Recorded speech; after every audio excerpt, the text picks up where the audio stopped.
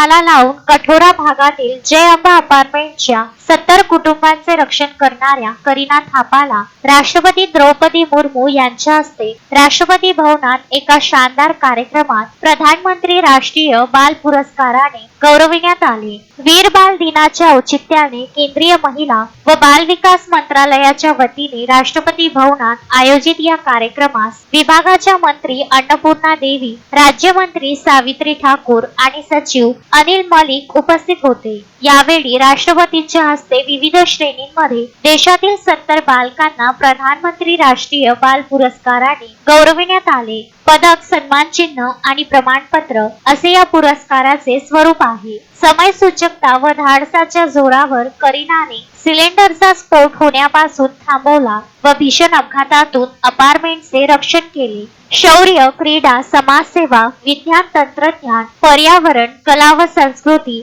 आणि संशोधन क्षेत्रामध्ये कर्तृत्वाची छाप सोडणाऱ्या भारतातील मुलामुलींची विविध निकषांच्या आधारे या पुरस्कारासाठी निवड केली जाते। 26 डिसेंबर रोजी वीर बाल दिनाच्या औचित्याने केंद्रीय महिला व बाल विकास मंत्रालयाच्या वतीने हा मानाचा पुरस्कार प्रदान करण्यात येतो।